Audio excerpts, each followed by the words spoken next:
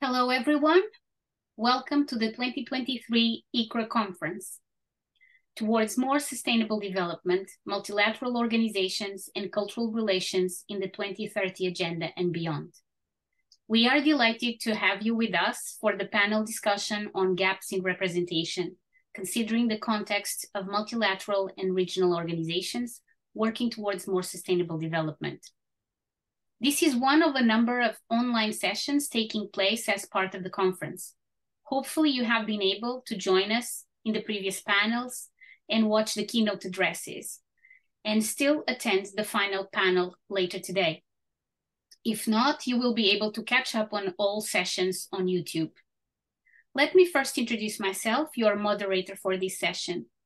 I'm Carla Figueira, and I'm an academic at Goldsmiths University of London, where I research and teach in the area of international cultural relations. I'm a member of the ICRRA network.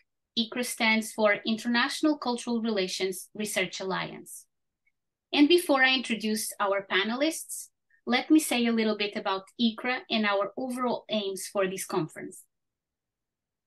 The ICRRA network brings together global research and insight on the theory and practice of cultural relations. So with this conference, we are aiming to host space for cultural relations dialogue with experts on multilateralism and sustainable development. We're doing this in the context of the UN Agenda 2030 and the UN Summit of the Future's call for more effective multilateralism. And we're hoping that our talks and discussions over the course of the conference will help us to better understand how cultural relations can support multilateral and regional organizations to achieve sustainable development. We're glad to have you on board to be part of these discussions. On to our session. It is my pleasure to introduce our panelists for this session. The first panelist I will be introducing today, Mercè Monje Cano, is not able to actually be with us live as she's traveling. But we are going to use the affordances of the online, and we'll be able to broadcast later the video that Mercè has kindly shared with us to asynchronously be part of this conversation. So very briefly, I will just introduce all the panelists, and later on we'll also share links to their profiles in the chat. So Mercè Monje Cano is a human rights defender and the Secretary General of the Unrepresented Nations and Peoples Organization. So as I said, she won't be able to be with us live, but with us live in this session, we have the pleasure to welcome Geetika Khanduja. Geetika is Project Officer at Southern Voice, a renowned network of think tanks from the Global South. We also have with us Benjamin Milton Hampe. Ben is Project Director at the ASEAN Foundation. ASEAN stands for Association of Southeast Asian Nations. We also have with us Karalyn Monteil. Karalyn is the Head of Programs and Stakeholders Outreach for the Diversity of Cultural Expressions entity in the UNESCO Culture Sector. Thank you for being with us. And finally, but not least, we have Federico Lenzerini. Federico is Doctor of Philosophy of International Law and full Professor of Public International Law and International Human Rights Law at the University of Siena, Italy. So thank you all for being here today, sharing your reflections and engaging in the discussions. Before we get going, let me just briefly outline so that everyone in the room understands what is the agreed format for this session. So first, each panelist will provide some initial comments, reflections about the topic of gaps in representation. And then we will use the questions that many of you have already seen in the advertised program, and I will ask each panelist for comments. We also hope to have opportunity to engage with questions and comments from our online audience. Thus, I already ask everyone to please post your questions, comments, and reflections in the Q&A or chat box as we go along, so we can then, at the end of the session, in the final part, I should say, cover as many of those questions as we can. So we're going to start now with the initial reflections. And because unfortunately Mercè is not able to be with us, I'm now asking our support team, Daniel, please, to play the video that Mercè has shared. Thank you. Good afternoon, everyone. My name is Mercè, and I'm the Secretary General of the Unrepresented Nations and People Organizations. I would like to thank you for inviting me to speak in this conference, and I'm very happy to be with you all. The UNPO is a membership organization that was established to empower the voices of unrepresented and marginalized communities worldwide and protect the fundamental rights, in particularly the right of self-determination. Our membership is characterized by remarkable diversity, consisting of indigenous people, minorities, unrecognized states, and occupied territories. However, all of our members are united by a shared condition. They are denied equal representation in the institutions of national and international governments. The UNPO is, therefore, an organization that at its core is concerned with the denial of representation. So the themes raised on this panel truly speak at the raison d'être of the UNPO. We have long documented the exclusion of minorities, indigenous, and stateless communities from international forums, and we have revealed that the states used to prevent accreditation, including confiscating travel documents, and at the time with tactics resorting to physical violence. For example, at the United Nations, where mechanisms have grown increasingly restrictive for those who don't possess a formal seat in the table. Our members have reported frequent intimidation, known as reprisals, before, during, and upon returning their home countries after UN advocacy. Multilateral organizations must acknowledge the obstacles faced by UNPO members and other represented communities from international forums.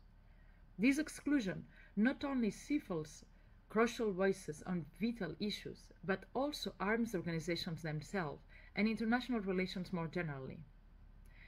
Multilateral organizations must actively engage with civil society, particularly minorities and stateless communities, in a truly inclusive way. These unrepresented groups are significant international players, profoundly affected by human rights violations, climate crisis, and civil conflicts. This brings me to another point.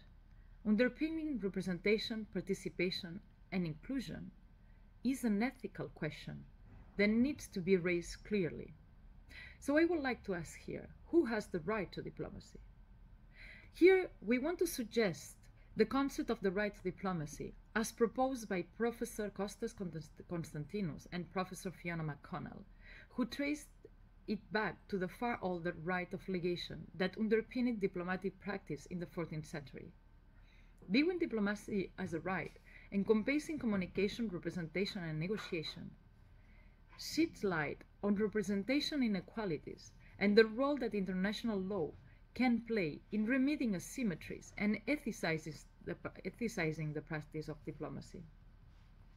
For instance, deliberate access blockage and reprisals can be seen as the active denial of the right of diplomacy. And as already indicated, member states sometimes abuse their privilege to dominate and deny other agency as international actors. Some multilateral organizations started to recognize the right to diplomacy in the spirit, if not in the letter, as it's seen in the UN Charter when they say, "We, the peoples, are the United Nations." This recognition is particularly relevant in the context of the Sustainable Development Goal 16, which is based on the idea that exclusion does not lead to sustainable peace and development. The notion of a right to diplomacy makes diplomacy more accessible for non-professionals, challenging its exclusivity by states or supranational elites, and encouraging non-state participants to engage in these multilateral processes. But how to push such a right of diplomacy into practice? And therefore, how could multilateral organizations work differently? Professor Kostas and Professor McConnell suggest that to implement the right to diplomacy and drive change in multilateral organizations, right to diplomacy can be integrated into a mandatory code of ethics for these forums. This code should be linked to a corresponding duty of care, allowing the evaluation of the right to diplomacy on case-by-case basis, considering the issue and forum format. Stakeholders seeking the right to diplomacy could apply to specific forums based on their representative status. Additionally, a transparent explanatory note for granting or denying this right could be made publicly available and attached to all decisions made by multilateral organizations. Without having the time to go deeper into the right of diplomacy, I strongly suggest you all to look at the Professor Costas and Professor McConnell work on the issue.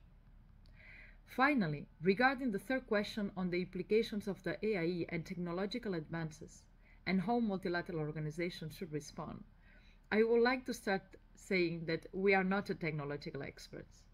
However, it is clear that AIE presence is already significant, and as all technological advancement access, it is highly uneven and politically charged. Minorities and indigenous communities often face exclusion from digital access due to state-controlled internet shutdowns and cyber surveillance. These communities are at risk due to state monopolies over technological advances and the use that the state do with it, in particularly in terms of punitive surveillance. It is crucial for multilateral organizations to raise awareness of these issues and take measures to safeguard the digital rights of minorities. AIE, however, can also be a powerful tool for good. For example, at the UN, the application of the AIE at the UNPO, the application of AI-driven language translation tools is a notable positive development that UNPO finds very intriguing. These tools have the potential to revolutionize cross-cultural communication between multilateral organizations and foreign actors. By breaking down language barriers, they facilitate more effective diplomatic discussions and enhance mutual understanding. This technological advancement not only streamlines the diplomatic processes, but also promotes inclusivity by ensuring that diverse voices, regardless of their language. It is a concrete example of how AIE can be harnessed to promote diplomatic cooperation and bridge the gaps in global communication, aligning with the UNPO mission of advocating for the rights and inclusion of unrepresented and marginalized communities on the international stage. However, the use of AIE and other technological advances require capacity building within the civil society to understand its implications and effective use. This capacity building should include both training and technological access. Once again, I would like to thank you all for your time and attention today, and if anyone has questions, please don't hesitate to reach out to us. Thank you very much. We thank Mercè for the video. She really has given us a very rich insight from the perspective of UNPO, and I'm sure we will engage with many of her reflections also in our following discussions. But now I will move on then to the sharing of the insights and comments by our speakers live with us here in the session. And I will now ask Geetika, please, would you like to share then your reflections, please? Thanks, Carla. Hi, everyone. I'm Geetika Khanduja, based out of India. I'm project officer at Southern Voice, which is a network of think tanks from across the global south. We operate in Latin America and the Caribbean, in Asia and Africa. So I'll just quickly start my presentation.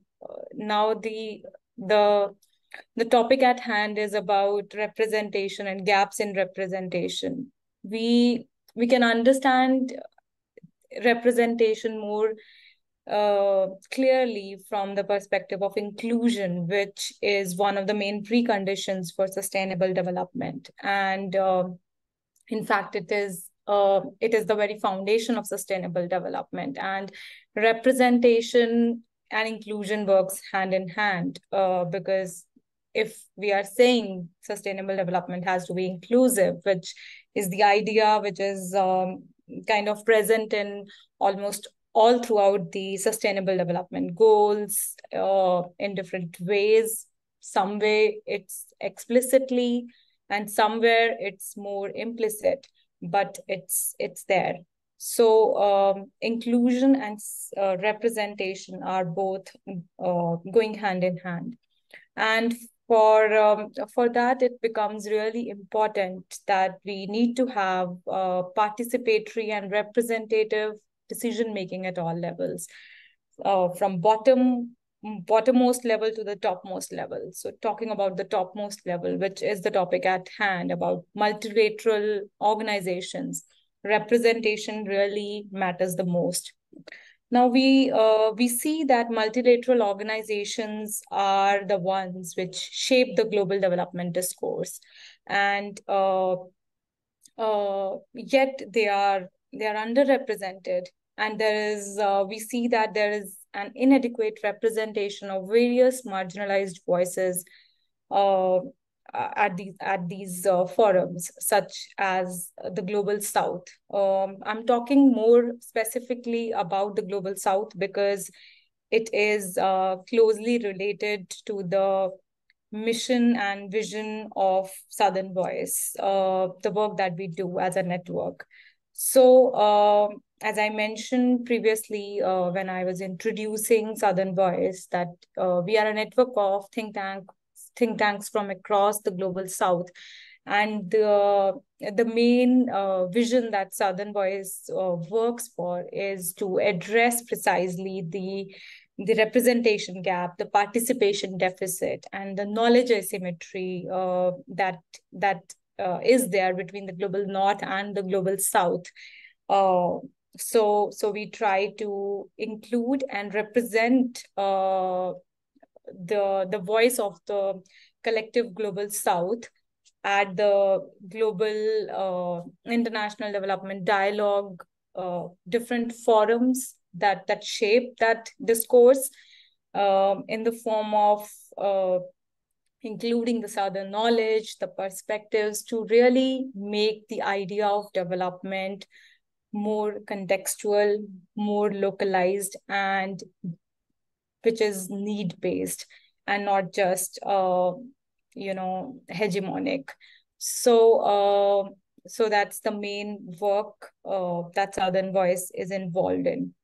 Now, we acknowledge that multilateral organizations are a great fora for encouraging more participation, inclusion, and representation from across the spectrum of different categories. But specifically in our field of, since we are a network of think tanks, we see that development research is often filled with systemic imbalances and power differentials between the Global North and Global South, which dampens the effectiveness of representation.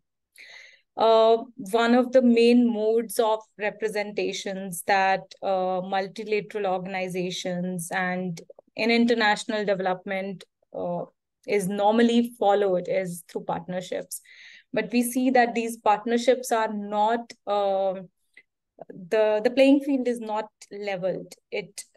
Both the Global North and Global South partners, they operate in an unequal setting.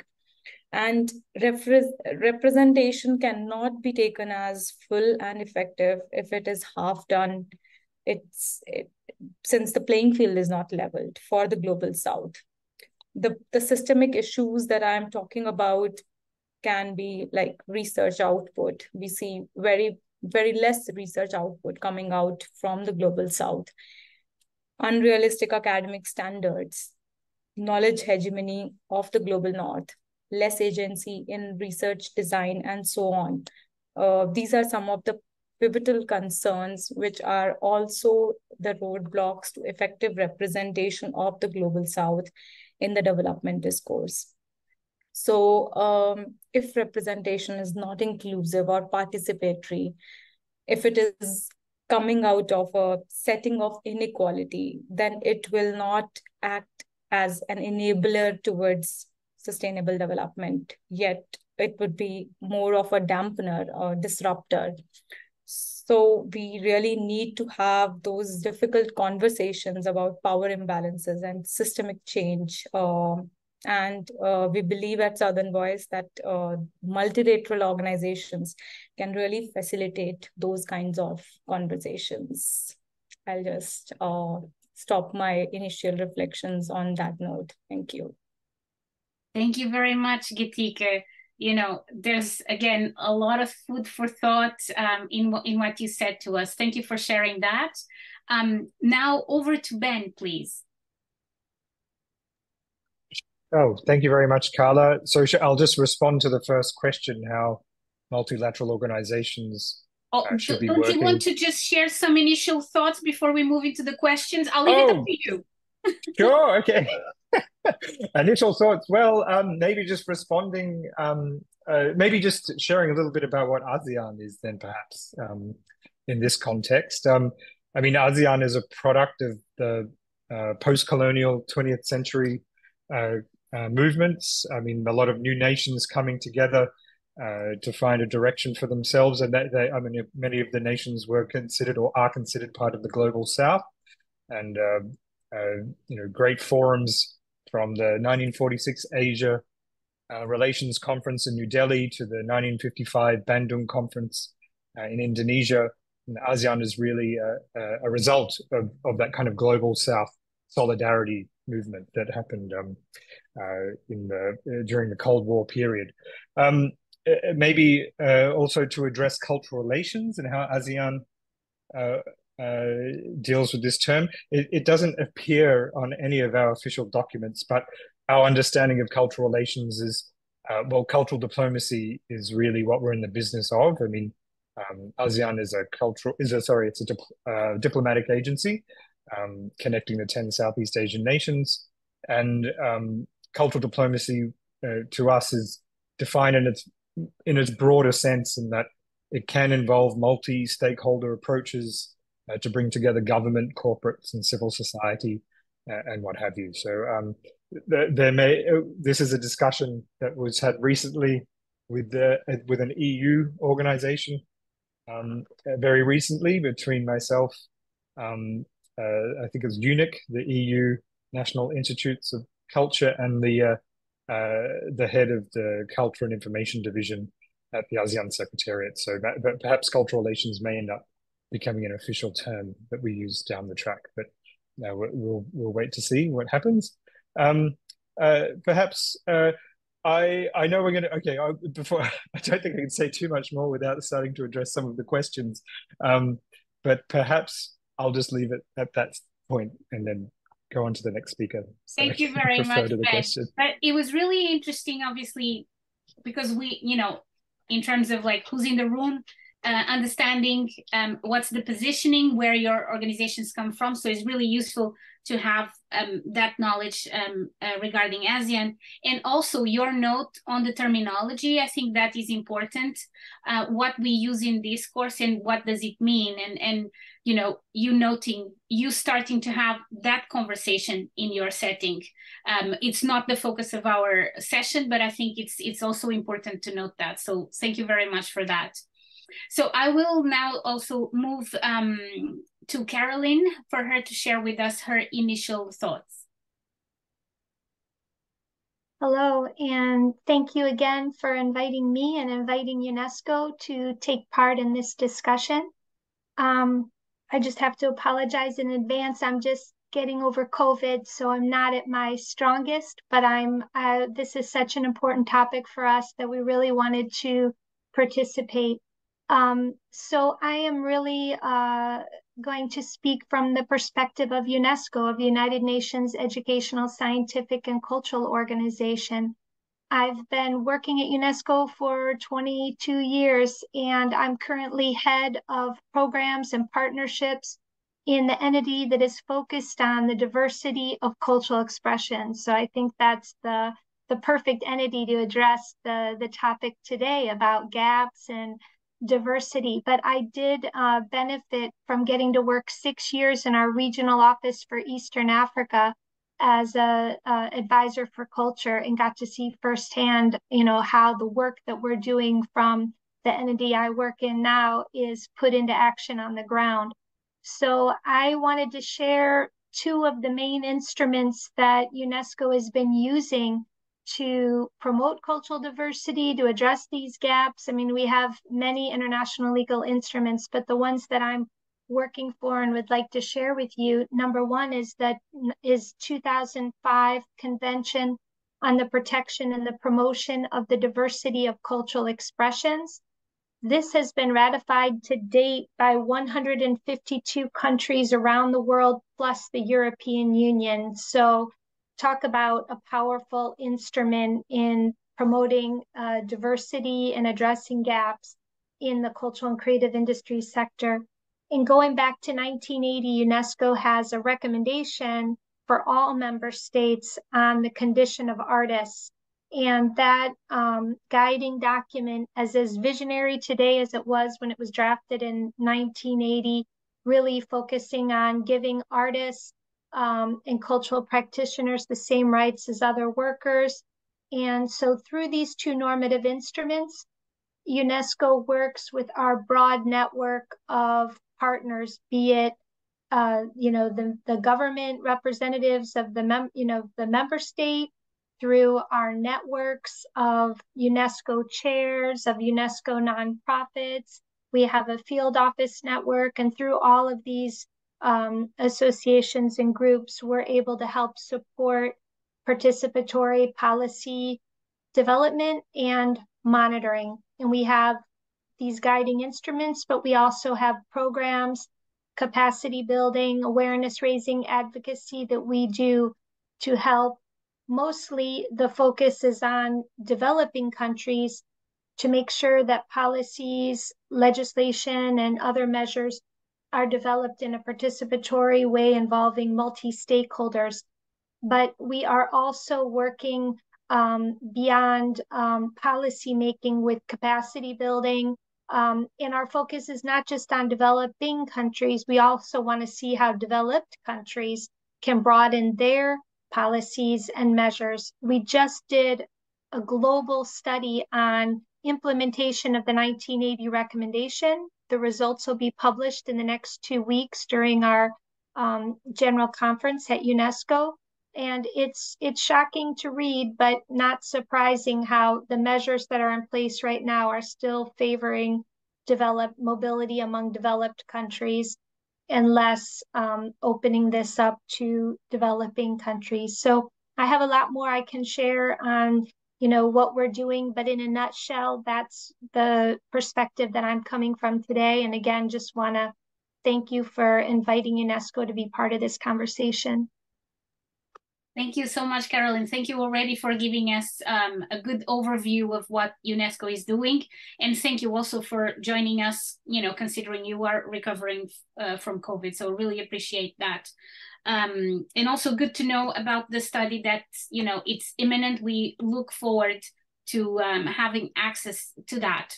So finally, just to wrap up our initial section in which our panelists are sharing their insights, I invite Federico to share his thoughts.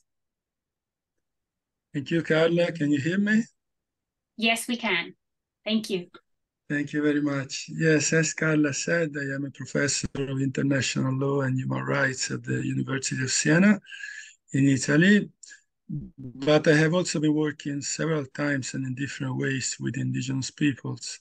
And this is the reason why today I would like to present the perspective of indigenous peoples, even though I have to say that trying to understand the way of life of indigenous peoples is a continuous exercise of learning. And in this respect, I'm still a student. And so it is possible that I will say something that is not properly correct. But anyway, since we are talking about gaps in representation, my perspective concerns whether indigenous peoples as a reality and as a culture and model of life are properly represented in the 2030 agenda, and particularly in the Sustainable Development Goals. And what I have to say is that probably the consideration of indigenous peoples in the Sustainable Development Goals is not exactly the one that one would expect, especially if you have in mind the specific needs of the most indigenous communities in the world. Because if you take a look at the references to indigenous peoples in the Sustainable Development Goals, such peoples are mostly considered as disadvantaged communities whose life conditions must be improved and must be ameliorated in several ways. But in my opinion, and of course it is not only my opinion, the Sustainable Development Goals do not adequately emphasize that the way of life of indigenous peoples could represent a solution for the realization of Sustainable Development Goals and for sustainable development more generally for future generations. For instance, if you take Goal 2.3, there is a reference to indigenous peoples, and the outcome that should be reached is by 2030 to double the agricultural productivity and incomes of small-scale food producers, including indigenous peoples. Or Goal 4.5, the purpose is to eliminate gender disparities in education and ensure equal access to all levels of education and vocational training for the vulnerable. And among the vulnerable, indigenous peoples are listed. And another example is Goal 15, according to which we have to fight the ongoing decline in biodiversity along with the loss in forest area that threatens human prosperity with poor rural populations, including indigenous and local communities. So basically, again, the position of indigenous peoples in the context of Sustainable Development Goals is that of disadvantaged communities, the life of which must be improved. And even though there are some encouraging indicators developed by the United Nations, for instance, there are references to land rights of indigenous peoples, and so that there is a special relationship existing between those communities and their traditional lands. At the same time, the approach adopted by the 2030 agenda determines some risks for indigenous communities. And indigenous peoples who evidently were not adequately represented when the text of the agenda was drafted have manifested disappointment with regard to a general lack of references to a number of issues that are crucial for the life of indigenous communities. For instance, the consideration of their special relationship with land in terms of collective rights, but also with respect to the improvement and the safeguarding, let us say, the culture of indigenous communities. There is a lack of reference to the concept of self-determination, which is crucial and today is enshrined, especially in the United Nations Declaration on the Rights of Indigenous Peoples. There is no reference to the principle of free, prior, and informed consent, which is essential for self-determination and for the survival of indigenous communities as distinct cultural communities. And there is a general lack of cultural sensitivity across several of the Sustainable Development Goals, which certainly is suitable of affecting the reality and the needs of indigenous peoples. Now, what I'm going to say right now, before I conclude in my initial reflections, is that I don't know how realistic this may be, especially in consideration of the lifestyle of the Western world.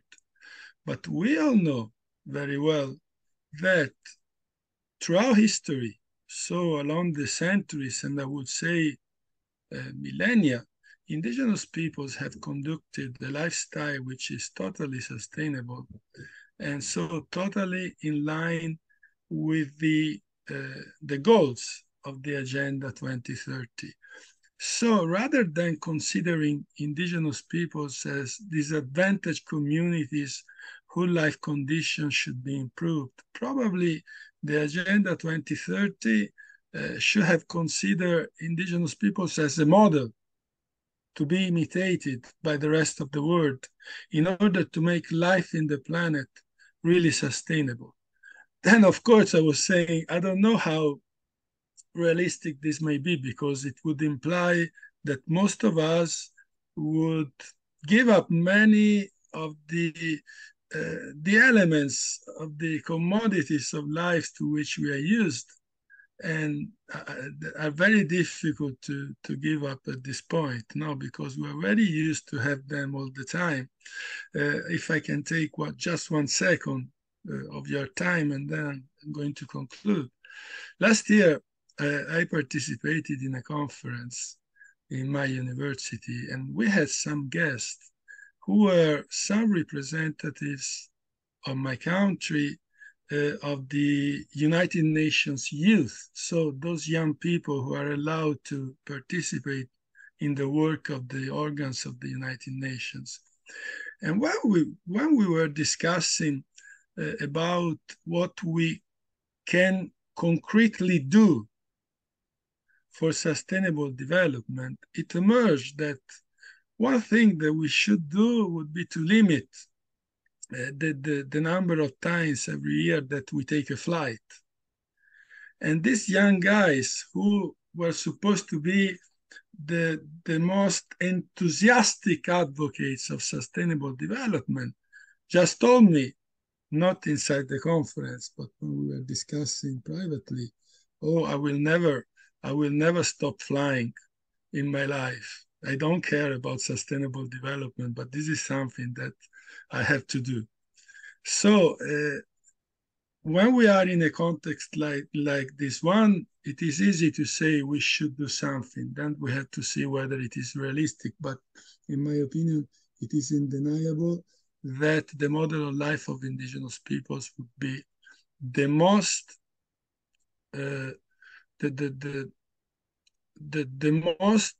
the model which would respond more than any other to the needs of sustainable development.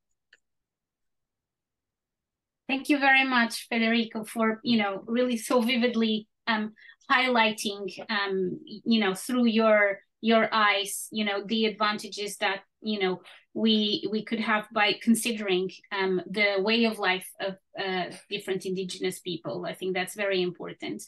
And now some of you have already started answering some of the questions, and I really appreciate your comments, your initial comments. So now I will start taking those questions we had put out there in our program. And the first one regards ways of working, and how should multilateral organizations be working with other international, supranational, as well as global civil society organizations and influencers, including commercial organizations and others beyond nation states. And I'm going to actually ask Ben to start his reflections, because he was quite sparse in his first address. So I'll start with you, Ben. Okay, thank you, Carla. Oh, I'm ready. Let's go. Right. So yes, in answer to your question about how should multilateral organizations be working with other international, supranational, and global civil society organizations and influencers, I think I'd like to use the Connect ASEAN program that we run at ASEAN as an example. So this program is actually housed under the ASEAN Foundation, which is the not-for-profit arm of ASEAN. And it's the only ASEAN organ that's been written into the 1997 ASEAN Charter as its official public diplomacy instrument to build an ASEAN community.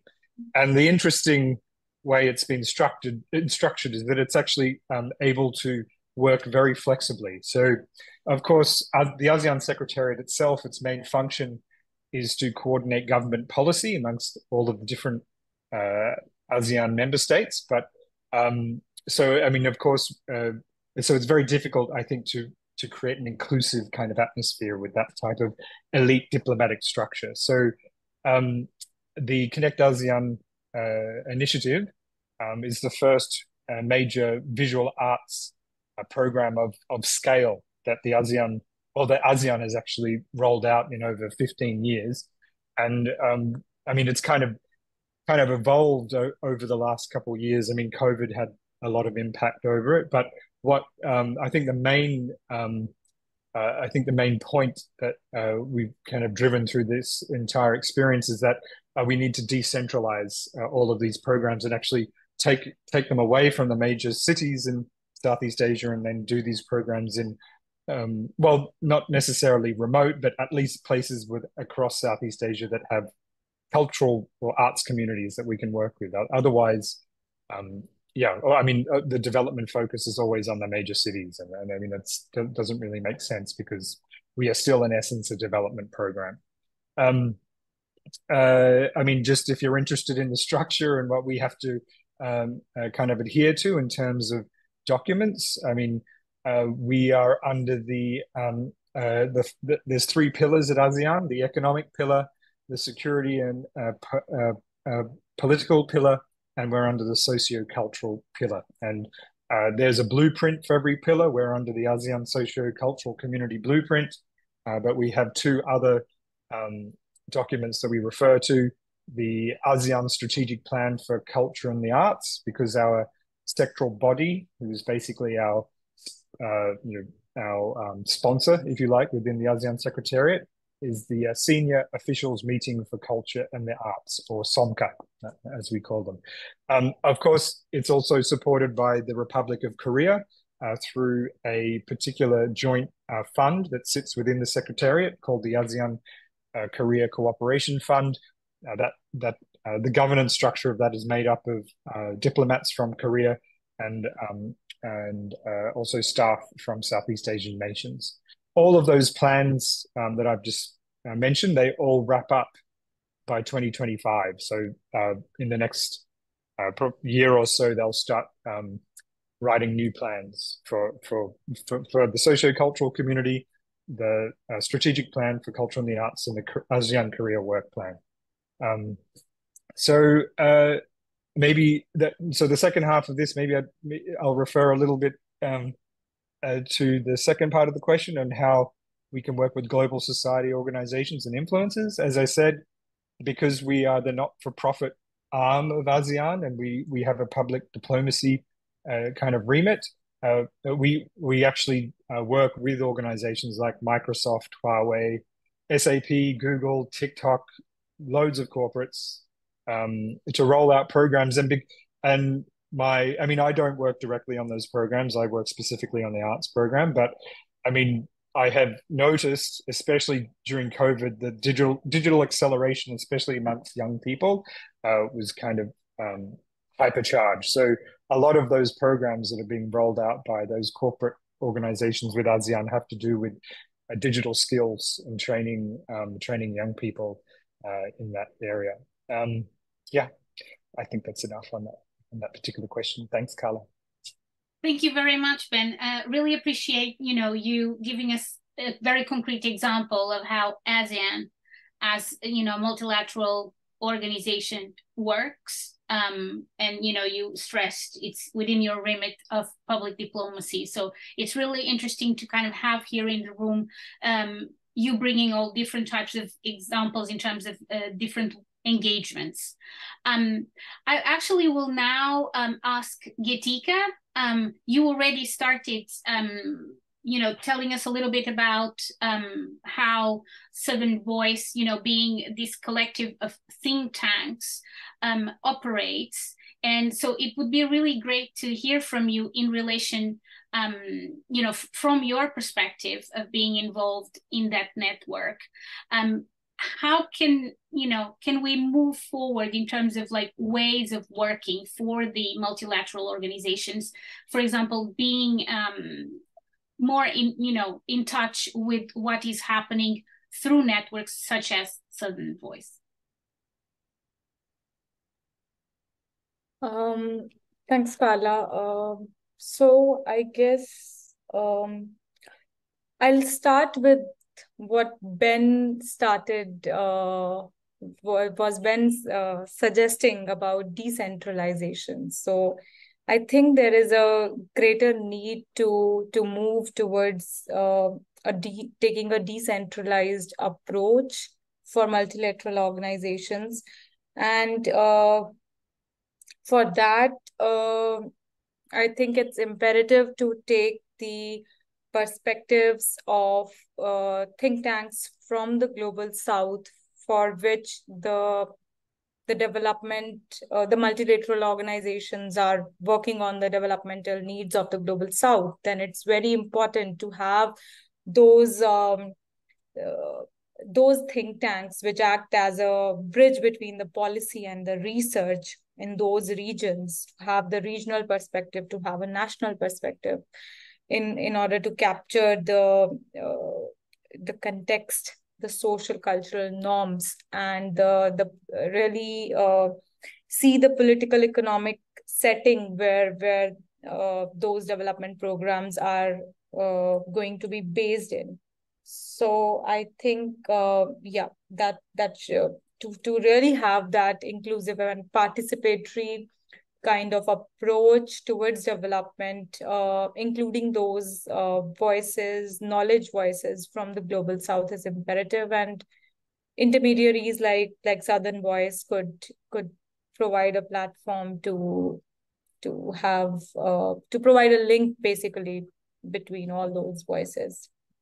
The other point that I would like to make is also that the sites for knowledge generation are fast changing. So civil society organizations and local communities really, the inclusion of them, of their voices also becomes imperative here. Yeah, thanks. Can I just ask a little probing question, Geeta? How is Southern Voice, currently engaging with some of the big multilateral organizations? I was just curious about that. So we try to take the research that is being done at our member think tanks to all these multilateral forums. I'll give you an example, like we are engaging very actively with the Summit of the Future with UN Foundation, and another example could be we are with our member think tanks who are working on the care economy, on the women rights, gender issues. We are trying to look at the policy spaces such as the upcoming CSW 2025 as a fora to really situate and position our Southern perspectives on those forums.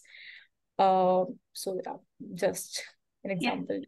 Thank you very much. It's really useful, to kind of have concrete examples of how this is happening or not. So thank you for sharing that.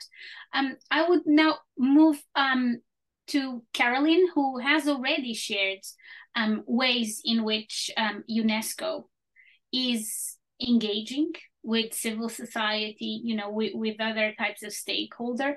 But I would welcome, a little bit more reflection on this, maybe around also, challenges in undertaking this sort of cross-boundary conversations and engagement. Thank you. Thank you very much. Well, for those of you who know, UNESCO is the only UN agency with a mandate for culture. And we do have a call from the UN Secretary General to work together as one UN. And this means, in addition to other partners, which have been mentioned by you and the other speakers, other UN agencies. And in the field of culture, more and more attention is being placed on the economic value of culture. UNESCO and through our 2005 convention, we really are looking at culture with its dual values as both having economic value and cultural value. Cultural and creative industry sectors can be significant contributors to the creative economy. This is being seen more and more through, for example, the Creative Cities Network, where mayors of cities are really looking to culture to help sustain and revitalize cities. Just yesterday, the day before World Cities Day, we had 55 new cities join the Creative Cities Network. So it's really taking, full force ahead where the creative economy is leading the way. The reason I'm saying this is that when you're working with other agencies, now you have agencies like ILO interested in work related to cultural and creative industries. You have World Bank as well, looking at youth employment through cultural and creative industries.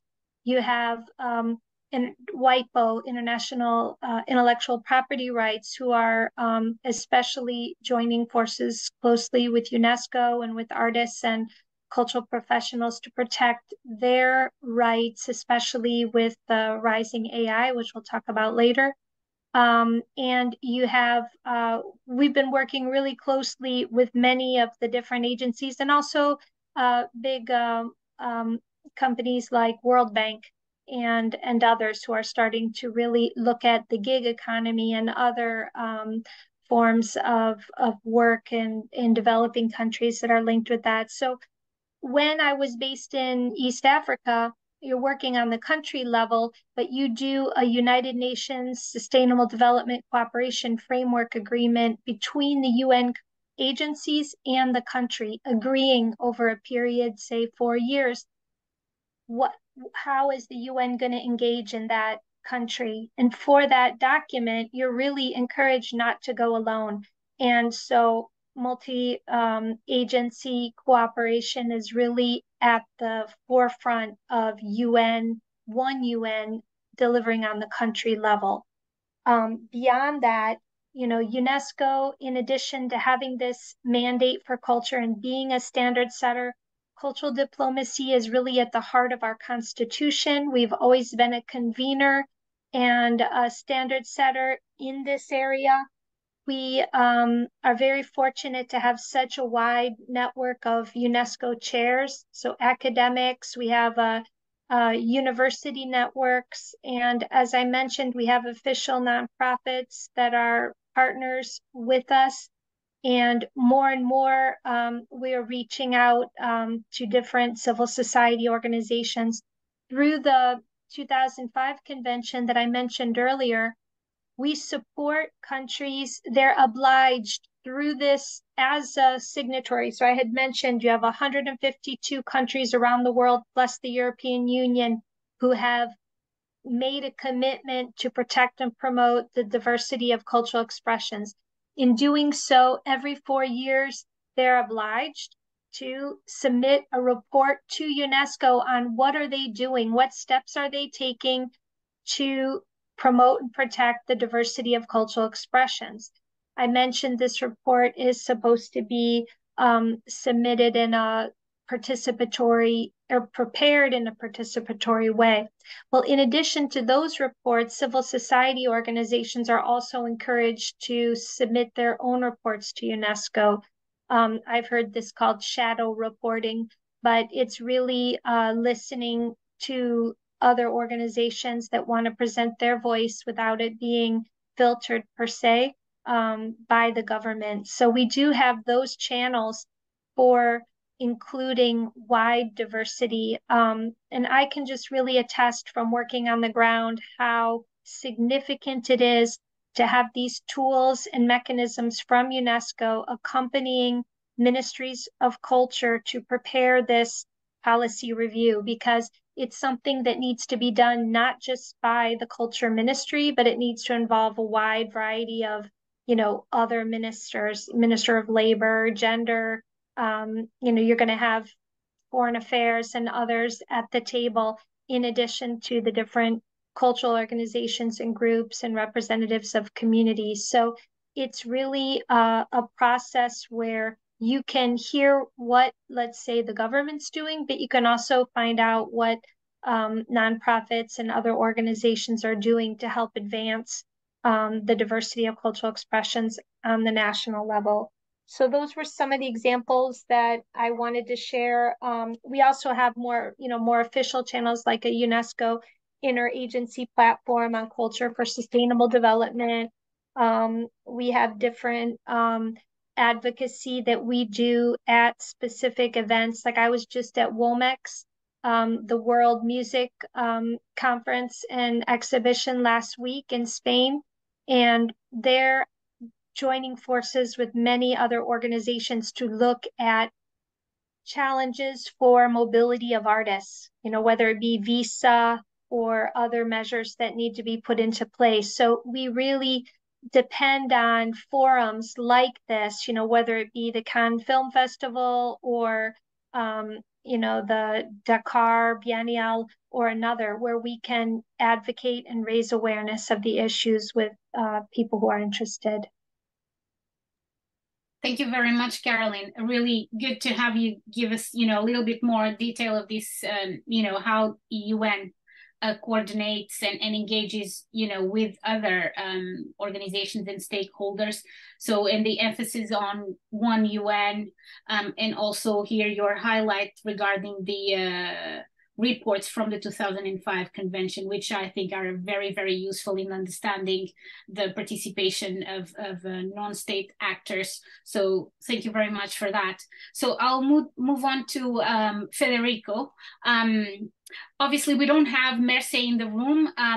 She, was representing UNPO, that represents unrepresented communities, but we have you here, Federico, also talking from your study and engagement with Indigenous people. So how do you see them in this mix in terms of engaging with multilateral organizations? What should change to include them more? And here, you rightly mentioned earlier on, kind of issues around more inclusive and effective participation that goes more into consent areas. If you wanted to elaborate a little bit more in relation to these ways of working, that is the focus of the question, that would be great. Thank you. Thank you, Carla. Yes, in my opinion, what would be particularly important would be to try to properly understand what are the real needs of Indigenous peoples. In most cases, Indigenous peoples have different needs than the civil society in general, even though very often they are considered being part, of course, of the civil society. But we have to keep in mind that Indigenous peoples are very specific. They have a way of life which is really different from the rest of the population of most countries. So it is important to emphasize that very often specific strategies are necessary. And I would like to underline a point that for me is particularly important. I'm sure that Karalyn, you're working at the UNESCO. I have been consultant to UNESCO from 2001 to 2006, and then occasionally also more recently. And when I was working in the context of the negotiations for the 2003 Convention on the safeguarding of the intangible cultural heritage, I remember that there was a specific choice of using the word safeguarding in the title rather than protection, because they have two different meanings. And I remember that during the negotiations, there was an extensive discussion on this word of the title of the convention. Likewise, intangible cultural heritage, indigenous peoples do not need to be protected, but simply to be allowed to live their life as they wish without external interferences. Indigenous peoples have been living according to their lifestyle for millennia and have been able to transmit their unique cultures from generations to generations and their cultural identity as well. If we think about, as the Sustainable Development Goals actually do, indigenous communities as disadvantaged peoples whose life conditions need to be improved. This is simply a paternalistic approach, which does not consider the reality of indigenous peoples as simply different communities than the rest of the world population. So there are many different strategies which can be adopted in order to improve their representation. But what is particularly important, in my opinion, is the way through which these strategies are adopted. So you have already emphasized the importance of decentralization, which is also fundamental for indigenous peoples, especially because at the academic level, we are used to use the expression indigenous peoples to include a myriad of different realities, which of course share certain basic elements, but at the same time are also different with each other to several respects. So in order to properly address the needs of these communities, we should try to understand the differences existing between the human communities subsumed within the concept of indigenous peoples. More concretely, I mean, especially at the United Nations level, fortunately today we have bodies representing indigenous peoples. We have the expert mechanism, which is particularly active. We have the Permanent Forum on Indigenous Issues. And so basically, now I'm concentrating, of course, on the issue of sustainable development. It would be important to constantly review the implementation of the 2030 agenda with these bodies, especially the Permanent Forum on Indigenous Issues, which could provide a thematic follow-up to the agenda through the representation of the various indigenous communities in the world. At the same time, indigenous peoples should be supported in reporting on their contribution to the implementation of the Sustainable Development Goals. That would be very important. And even though this would not be at the level of international organizations, but of course international organizations should trigger a positive approach through which member states would facilitate indigenous people's participation in national level processes to plan, implement, and monitor national frameworks for the 2030 agenda, including in terms of capacity building. And the supranational organizations could build partnerships with indigenous peoples and other stakeholders, of course, for the implementation of the 2030 agenda, still at the national level. And here we return to the concept of decentralization, because, of course, if you give realization to something at the local level, this would be more capable to meet the specific needs of the communities living in that specific areas. Otherwise, there is the risk of developing a given approach which may be good for somebody but not good for somebody else. So this would be very important. And indigenous specific indicators should be developed to measure the progress concerning indigenous peoples on development priorities, especially in the implementation of the 2030 agenda. Of course, these are just examples, and we could talk about these issues for hours, but I think that they can give an idea. Thank you, Federico. And actually, I'm really grateful that you kind of also highlighted the issue of participation, not just in the discussions, but in planning and implementation and monitoring. I think that's really important. And, you know, because I'm aware of time, I actually will now fold the next question with the third question, if you don't mind. So the next question I would like us all to address is the one around who's in the room, who's at the table, who's included in these discussions. But maybe now perhaps I also invite you to focus maybe more, what are our blind spots? So obviously we see Indigenous people as one of the communities that need to be more involved, but who else? You know, is it the new generations? And how can, in practice, multilateral organizations ensure that there are more inclusive practices? And here I will fold in the third question, because I think we won't have time to go through the third question on its own, which then I ask, you know, how AI and other technological advances may help us towards these more inclusive practices.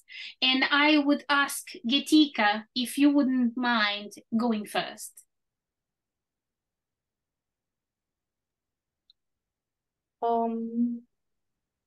I guess I'll start with the second question that you stated, Carla, about who's in the room and who's on the table. So at Southern Voice, I'm also managing a project on equitable partnerships in research for development.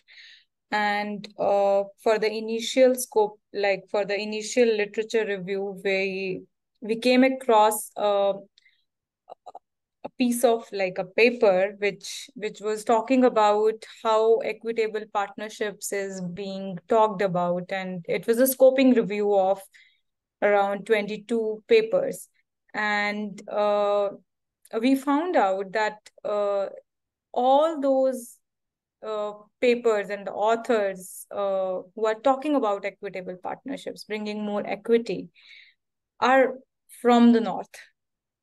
There were only 5 or 6 papers who were led by a Southern researcher. So it's kind of tied with the idea of what Federico was trying to make the point about the self-determination, or how Indigenous people are not given the agency to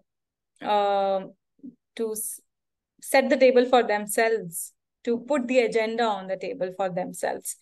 So that's where our concern mainly is, that multilateral organizations can really facilitate this tough conversation. And the key for that would be more agency to the Global South actors. And yes, and because that is tied to the idea of trust, that we have trust in the capabilities of the Global South actors or the Indigenous people. I'm just equating, taking both of them as because and the idea that global north or the Western or anyone who's in the state of power is kind of the savior for those disadvantaged communities, that idea needs to be expelled. We need to instill the confidence in the capacities that Global South researchers that they already have, they possess, so they can set the agenda for themselves. And for those, it is very important that agenda setting is happening right from the beginning. The consultations, the TORs when they are being framed, the theory of change when it is being designed for the whole projects or the programs. It needs to be consultative and truly inclusive, not just passive or symbolized kind of inclusion, but really active inclusion of Global South actors. And the second point, which where multilateral organizations can play a role, is the sustainability of finances, because for most of these organizations that we work for in the Global South, or even civil society organizations, think tanks, they are since the main mode of research these days is consultation, consultative kind of approach, project-based approach. So the the institution building part really lags behind. So sustainability of finances is very important, where multilateral organizations can team up with other actors, maybe the other commercial actors, even private sector can jump in with the other multilateral organizations to really help with the sustainability of finances.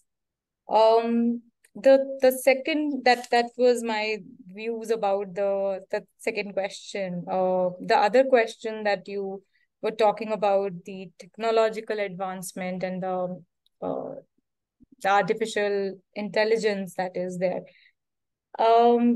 I would I'm optimistic for the fruits that are there, but I would also I'm a little also concerned about the Global South, in the sense that there still is a large digital divide that is there between the Global North and the Global South, southern countries.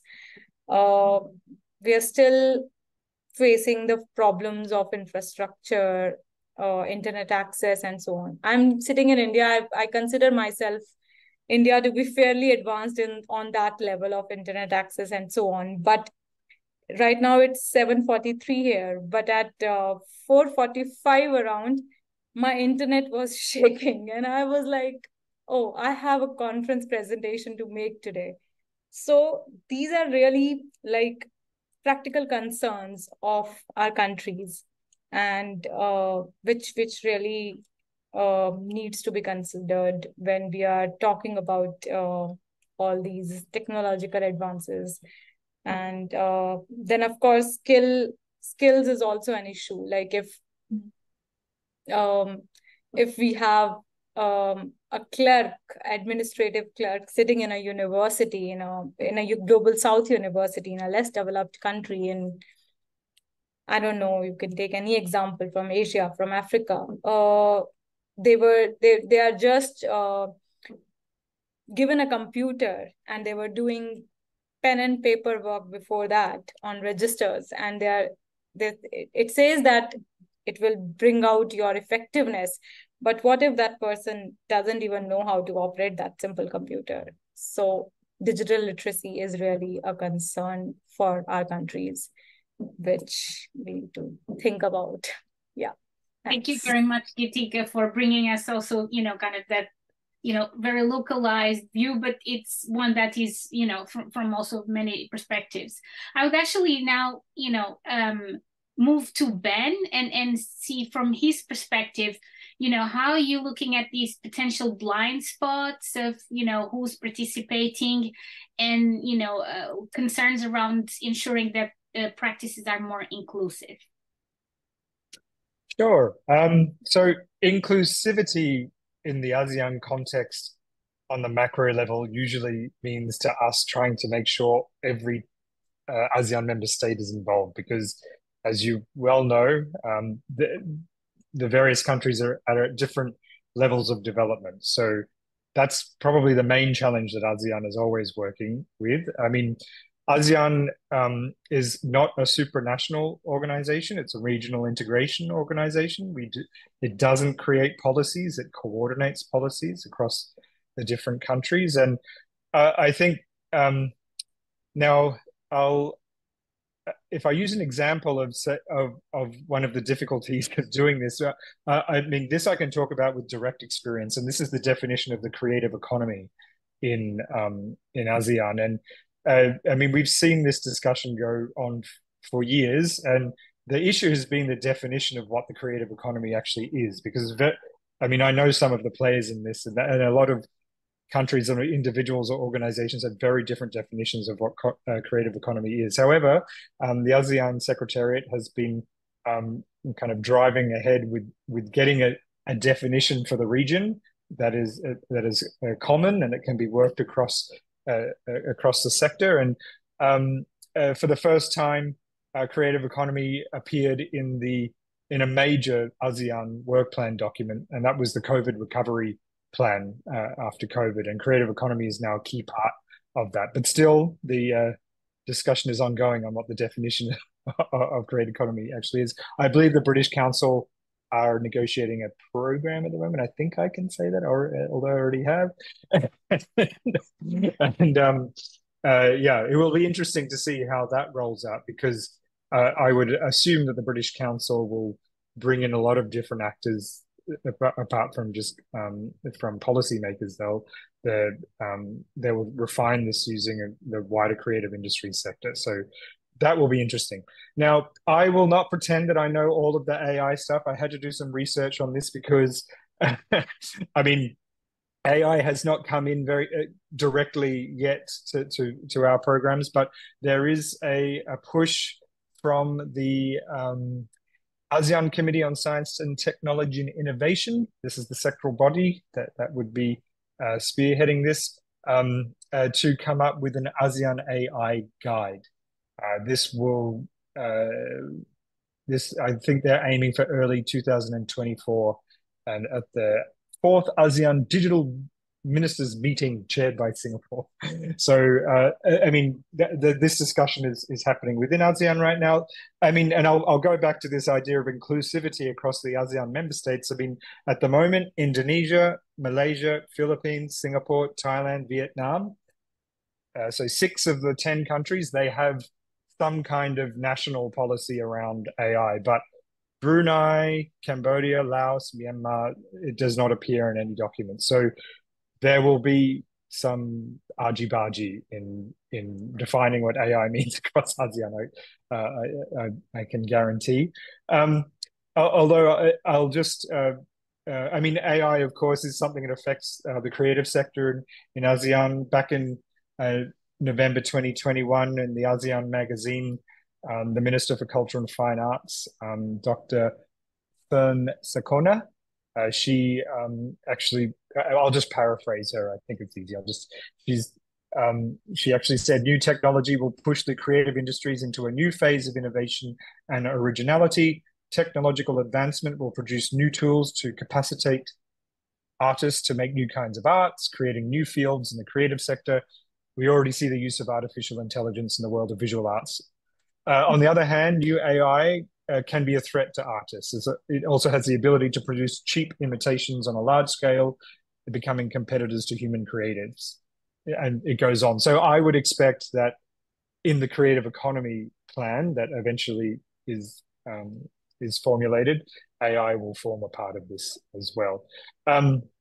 Perhaps if I'll just move on to maybe for ourselves at the ASEAN Foundation and what inclusivity means to us. I mean, we have been defining what inclusivity means as we run through these programs. In actual fact, the ASEAN Foundation only recently appointed a head of monitoring and evaluation to actually implement some of these,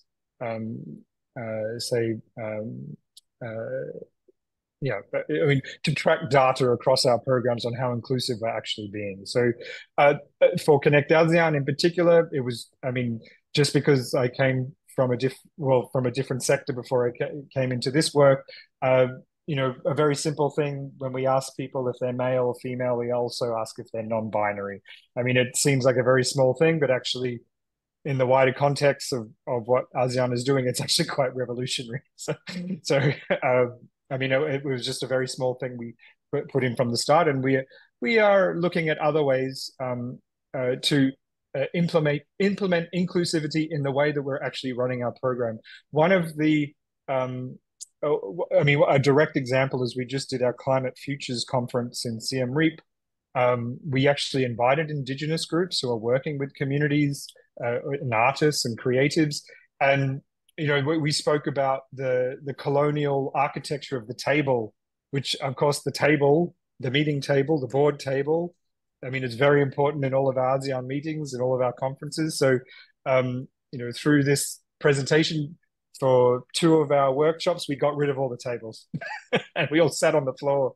This was from you know, this was directed from 3 Indigenous people from Sabah in Malaysia and an artist who works with those communities in Sabah. So I like this idea of the shadow report, Karalyn. That was very interesting, and I want what we are trying to do in our reporting is, because again, I mean, our whole program's been quite experimental, so we don't have to just report in the way that all of our programs are reported. We can find new ways to do it. So we will have some kind of statement from the participants in our Climate Futures conferences, which will form part of our official documents, which will get submitted to the ASEAN Secretariat and the Ministry of Foreign Affairs in Korea. So yeah, and we're also working with an external assessor to kind of tweak ways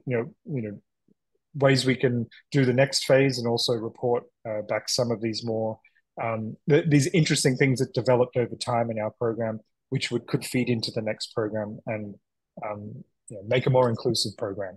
Okay. Thank you. Thank you so much, Ben. And because you mentioned Karalyn and the shadow reports, I think it's a nice segue and invite Karalyn to speak about these too.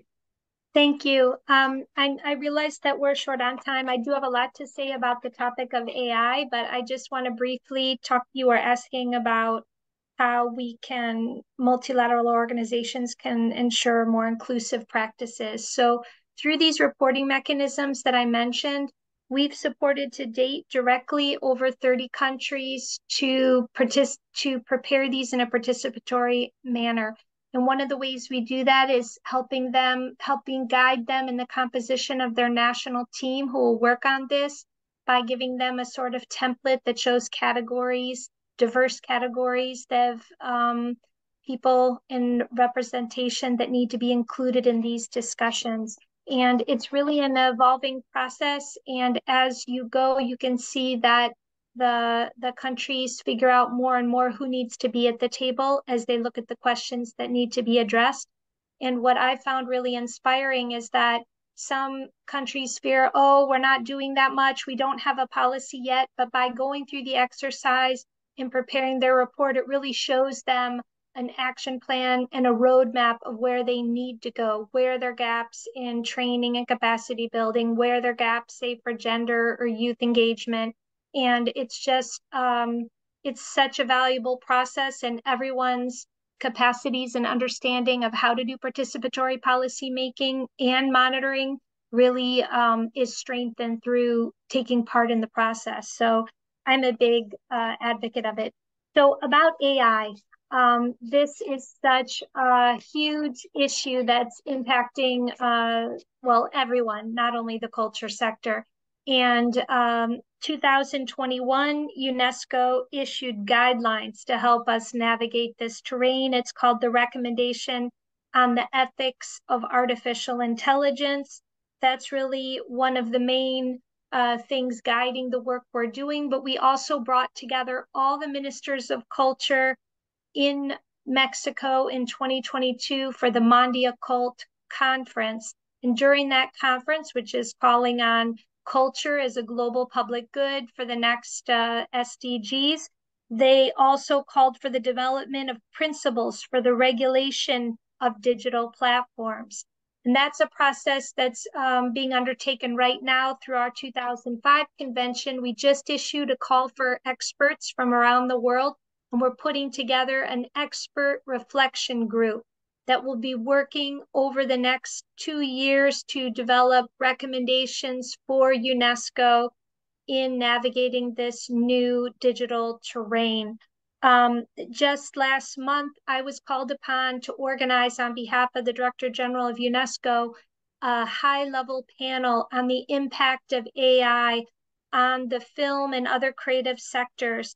And it was such an amazing experience because we brought in the diverse perspectives. If you're just looking at the film sector, but this applies across the board to all creative sectors, we had everyone from script writers to people responsible for special effects, to actors, directors, producers, to legal experts, academics, and even the people developing the software used for special effects in film. So from this broad perspective, it was quite interesting to hear where there were divergence of views, where threats were perceived, but most importantly, the panelists called on UNESCO to work with other UN agencies, notably ILO and WIPO, to develop inclusive and participatory guidelines and standards for a human-centered, which was stressed by most of the panelists, a human-centered approach. And the main things that I wanted to share that were brought up by our panelists in this high-level discussion was the need for consent, that artists and cultural professionals should be informed of and have consent to use their work.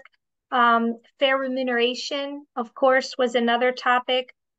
People whose work is being used by generative AI tools need to be remunerated for their intellectual property rights. Transparency in the use of generative AI tools, and content and cultural diversity. So generative AI models should be trained and corrected to avoid perpetuating biases, stereotypes, and ensure that diverse and representative stories or images are generated and disseminated. So I also saw that ministers of culture in Latin America region just met in Chile last Monday and Tuesday, and also issued a declaration linked with AI again and again. I think there was a meeting in Helsinki just another week ago. If you're active on LinkedIn, you'll see it's almost every other post. There's something related to AI conferences. So I think it's a topic that people are worried about, but it is one I wanted to assure that UNESCO is paying attention to and trying to guide our member states and how to approach this ethically and respectfully. Thank you very much, Karalyn. Really appreciate, all your insights and pointing us to all that is happening. And as you said, there is a lot of content now reflecting in terms of ethics and AI. So I'll now move to Federico for his, further insights into this area. And at the same time, because we are really running out of time, I would ask then Federico, along with anything he wishes to say in terms of this last question around inclusive practices and technological advances, to also add final words, and then I will go back to everyone for final words so that we can wrap up today's session. Federico. Thank you very much. I think that the most important concepts have already been expressed, so I will not need much time to add my ideas. But I think it is very important to emphasize your question at the beginning of this discussion concerning the present set of questions. Who's at the table? When it comes to indigenous peoples, this is a very triggering issue because, as I said earlier, under the word indigenous peoples, we include the myriad of different realities And we have also to consider that even though many people sometimes have a very romantic idea about indigenous cultures, but culture is an entity which is constantly developing. So even within the same community, we have members who are more conservative and others who are more progressive. And so there is the issue of representation. As I said earlier, the bodies exist at the international level. The international community has been able to get very important developments in the field of indigenous people's rights. So I'm referring to the United Nations in particular, but also the other main international organizations. They have attention for indigenous issues. The problem is whether these bodies really represent all indigenous communities, and also whether there is representation is true, because sometimes we approach somebody belonging to a given community, we think that this person has the position to express the view of the community, and this is not the case. This happens in many different situations at the international level. So this issue of representation must be particularly taken into account. As regards the implications arising from artificial intelligence and other technological advances, we know that AI is basically a product of the West, so it is conceived and structured according to Western views and in light of Western needs. It presents the risk of further increasing the distance existing between the architecture and concrete implementation of international policies and indigenous peoples, their cultures and their needs. So one aspect that, in addition to what has been already said by the other participants in the discussion, I would say that it is particularly important that artificial wisdom should be integrated with elements, cultural elements of non-Western worldviews. And of course, I refer in particular to indigenous worldviews, but this may refer also to other communities. Let us say, to use an expression which in reality, at least under a legal point of view, is not exactly the correct one, but let us say minority communities, communities which do not represent the majority of the society. And as regards my conclusion, my final comment, of course, again, I concentrate on the relationship between indigenous peoples and sustainable development. And we can start from the assumption that the relationship between indigenous communities and the environment can be defined as circular, in the sense that indigenous peoples contextually need that nature is adequately protected for pursuing, transmitting their identity and distinctiveness to future generations. But at the same time, this circularity discloses the aspect according to which indigenous peoples could give an incredible contribution to sustainable development and the preservation of the environment through their own model of life.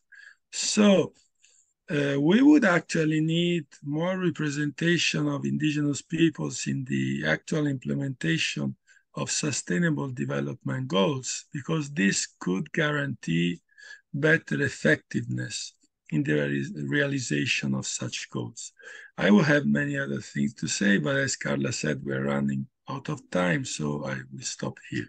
Thank you very much, Federico. Really appreciate your important words. And I also know that Karalyn has another meeting, so I also want to thank her and invite her to share with us any final words.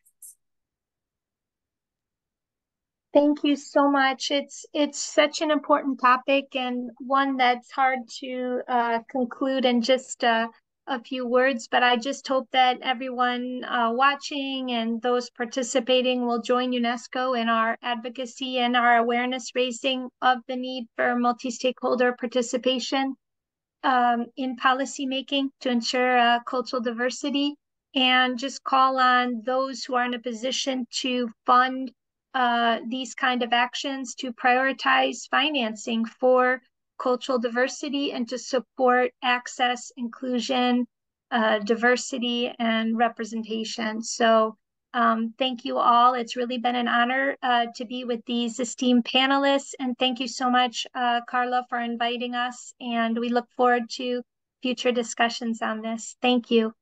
Thank you very much, Karalyn. I thank you already, for being here. I know you have to go, so really appreciate your input. Yes, looking forward to, future conversations. Thank you, Karalyn. Thank you. Thanks. So perhaps, Geetika, would you like to, share with us your final words and thoughts, please?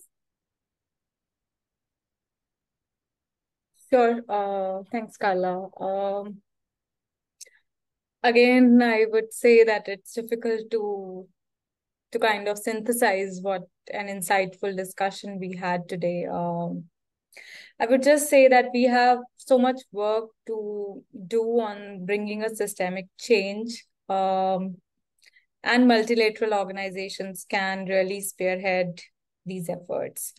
One of the pathways that we are looking at Southern Voice to bring about that kind of positive change in the developmental impact landscape is through partnerships and through more collaboration between the different stakeholders across Global North, Global South, all funders, knowledge intermediaries, networks, scholars, researchers, think tankers, everyone across the board.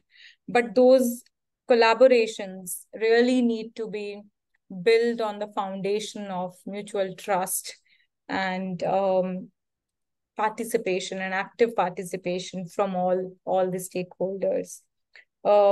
Acknowledgement of the equal value that these stakeholders bring with them, the contribution that they make to the change that we are anticipating, and that can happen only through institutional relationships, investing in them, and valuing the different origins of knowledge to really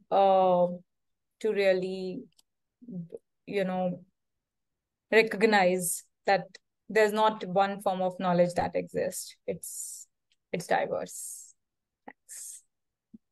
Thank you very much. We continue to follow the wonderful work of Southern Voice, and thank you for being with us. And now, Ben, would you like to share your final thoughts? Okay, I'll be quick. So, thank you, Geetika and Federico. I think I'll just emphasize points that you both made. I think, and when we're talking about things like AI, you're right. I mean, it's so embedded in the way the Western world thinks, and there are whole parts of the population, especially in Southeast Asia, that are just not part of this conversation. And I mean, the big question is, do they need to be, and do they want to be? And I think we have to realize, and it's something that I'm learning every day, even in the way that we program, we have a certain way of thinking, a certain way of doing things. If we're not able to adapt and change, then, especially those of us in the development world, we're all going to make the same mistakes over and over again. So, I mean, yeah, there's no answers here, only more questions. But yeah, thank you. It's been enlightening, and thanks for the invitation to share with colleagues. It's been amazing. Thanks, Carla. Thank you, Ben. Yes, effectively, lots of unanswered questions, both, amongst us here in the live session, but also in the chat. So, we can have future conversations. I look forward to it. And, once again, I just want to say thank you to all of us here, in the room live, but also to Mercè, who was not able to join us live, but send us a recorded contribution, to our audience that brave with us our exchanges, and, we look forward to more. So it's a wrap for our session, but I hope to see you all again in an hour and a half for the final session of the ICRRA conference with case studies from around the world. Enjoy the rest of the conference. Goodbye. Thank you.